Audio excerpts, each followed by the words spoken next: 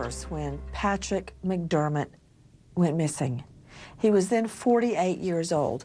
Now, the name Patrick McDermott may not ring a bell to many people, but the name Olivia Newton-John does ring a bell to many people. She's known around the world. She's a singing sensation. 9 years ago, she met photographer Patrick McDermott. They've been together ever since, until just 7 weeks ago when Patrick suddenly just vanished.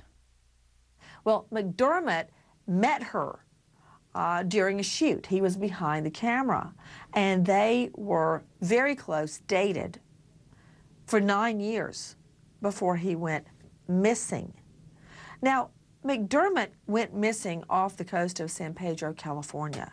He was on an overnight fishing trip, a junket of sorts, casual, with a group of people he didn't know. You just sign up to go on the trip, to go out fishing, and then you come back the next day. We were notified almost right away. I mean, that was part of the investigation when they first reported him missing.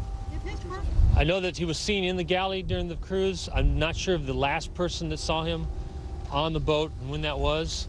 Right now it's being looked at as a missing persons case, and nothing else is deviated from that. So as far as I know, they're still conducting interviews and they're still looking for leads. I couldn't say as to whether they have gotten very far, or if they're stumped or anything like that. Is he or isn't he? Is he alive or not? And why should we listen to a bunch of drunk witnesses with tequila at a bar?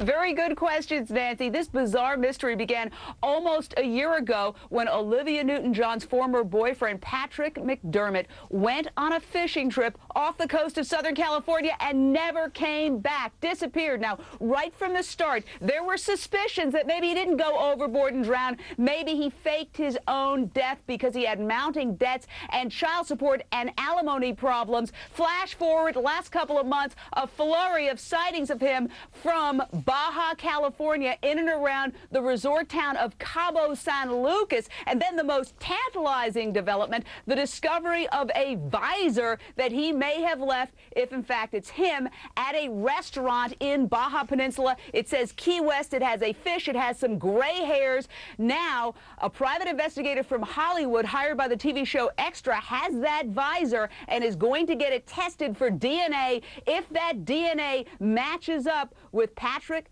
McDermott, this is going to be virtually proof positive that he is in fact alive. I think about a real mystery. I think about someone that may actually be alive and not dead. And that's part of the allure to this case, the questions and the concerns. Patrick McDermott went on a one-night fishing trip. One night, that's all it was. It was a deep-sea trip. He boarded the boat in San Pedro, California, that's right next to Long Beach, and went out to fish. And he was never seen again. This fishing trip was on June 30th, and he had actually broken up with Olivia Newton-John on June 20th. They had an on-again, off-again relationship for about 9 years, so it was a long time, and she was about to go to Australia for 2 months. And so he approached her and said, I think this is a good time for us to break up, for us to part the ways since you're leaving. And so it was on good terms, and they agreed to do that. What Olivia Newton-John probably didn't know was that he was in dire financial straits at that time. When they had met in 1996, he was earning over $100,000 a year, but that income had dwindled way, way down. The business that he had was not successful. He owed back child support, and he was at a point in his life, it seems, of many, many concerns. And it's all about this, a pink visor. To Mickey Sherman, I'm sure if this were to ever go to trial on a perceived felony crime, you would attack the eyewitnesses, and that's a legitimate attack. Explain. Yeah, I mean, that's actually the worst form of identification and proof. We learned that from the Innocence Project. Wait. Yeah. Wait. I never learned that because I have. In all of my criminal cases, essentially, I would have eyewitnesses, and they held up pretty well in court. But according to you, it's the worst type of evidence. Okay, go ahead. And the many people who've sat on death row and have been freed by Barry Scheck and the folks at the Innocence Project in Northwestern. How many? Too many. One is too how many. Well, 15. I don't know. Okay. What can I tell you? But it's common knowledge that eyewitness testimony is fallible. It just is. I mean, that is not a great secret in the criminal justice system. However, if they've got the DNA in the hat, that's something else. To me, the bigger question, Nancy, is who cares? I mean, this is a guy who's on the run for child support. Not that children shouldn't be supported, but is it really worth the manpower that law enforcement, wherever they're located, is spending catching this guy? Mickey, I know as a veteran defense attorney, you like to not necessarily stick to the facts at trial, but kind of like make up a novella in your head. Law enforcement is not looking for Patrick McDermott. All right? It's extra. Remember them? That's where this information is coming from. If he gets caught, will he be tried on the People's Court or with Judge Judy? If he gets caught, then there has to be a determination as to whether a crime has occurred.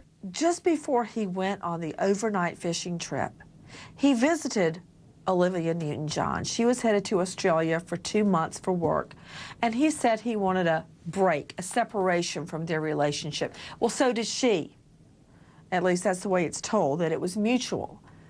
He gave her some flowers and a card and basically broke up, I guess, for a better word for it. That was just days before he goes missing. Now, in criminal law, there's very rarely a coincidence. Think about it. He falls off a ship by accident. But just a few days before, he had formally said goodbye to his longtime love, and then he falls off a ship by accident. I don't believe that. Okay, about the 30th of June at 10 o'clock, Patrick McDermott went on the boat Freedom. The Freedom went to San Clemente Island. They got to San Clemente Island about 5 o'clock in the morning. They fished all day at San Clemente Island. You cannot get on or off the boat at San Clemente Island. It doesn't touch shore. At approximately 1:30, 2 o'clock, the boat came back towards San Pedro. At a point 3 miles off of the San Pedro lighthouse, there's a large buoy out there called a turning buoy. When the boat reaches the turning buoy, they go down into the bunk room and they wake all the passengers up. All the passengers go up into the galley and pay their galley bills, their fish cleaning, and whatever else they owe the boat.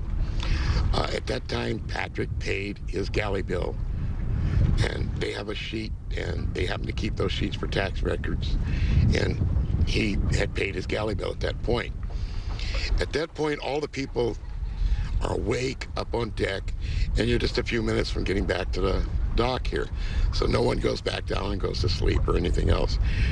They congregate in the galley or on the back of the boat.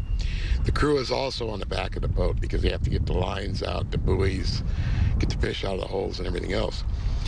So they know he was on the boat at that point. And to think that a person could have fallen overboard or even jumped overboard on purpose, it's pretty slim.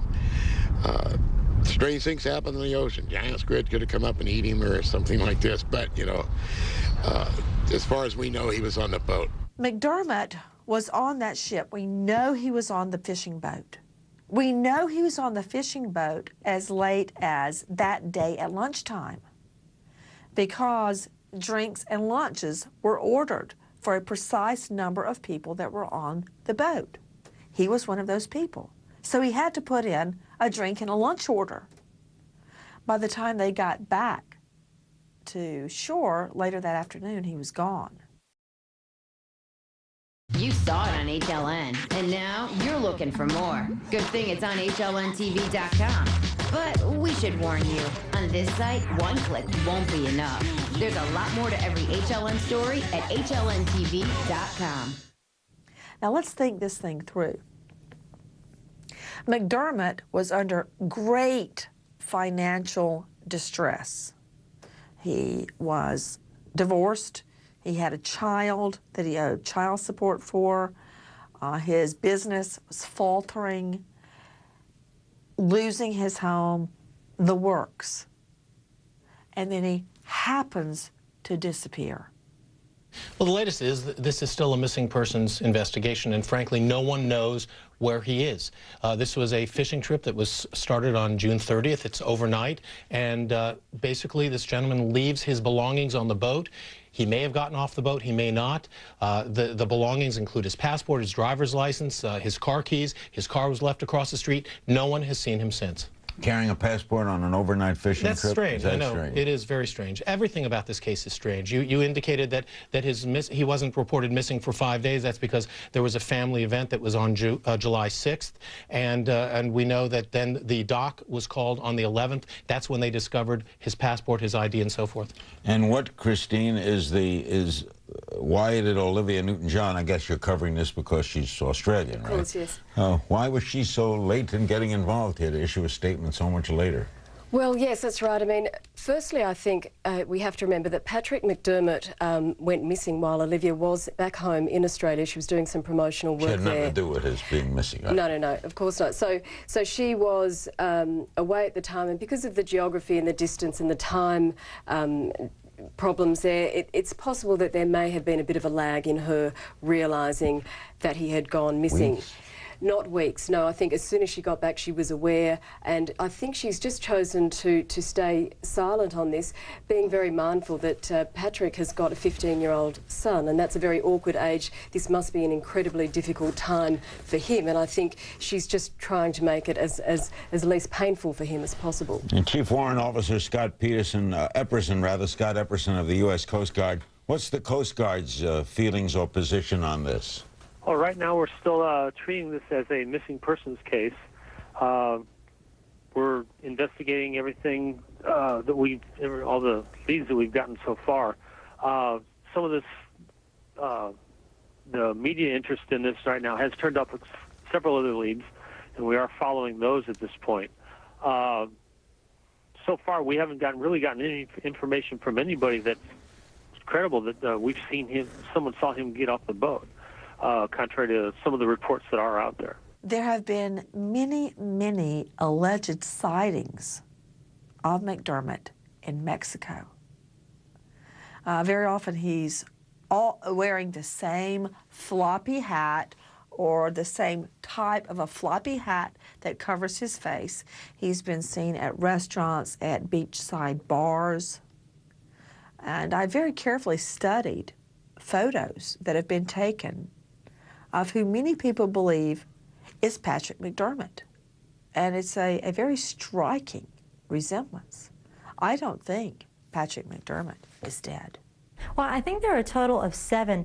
We mentioned Marina Carazana. She was the owner of Marina's Cafe, where that infamous hat was left behind. There's also a surf camp owner, Jamie Dobies. He believed he saw McDermott at Todo Santos, and basically he just came in asking for information. But an employee of his, Raul Avilés, he actually saw McDermott check into a kind of a sleazy $33 a night hotel with this mystery blonde. I mean, and the list goes on. I mean, so many people saw him, but also they saw him with the same car. There's this green VW van, and everyone identified him as that, you know, he's that moppy gray hair. I mean, if it is McDermott, he's not doing a very good job of staying out of the public eye. Certainly there might be some kind of criminal non-support crime here, but disappearing is not a crime.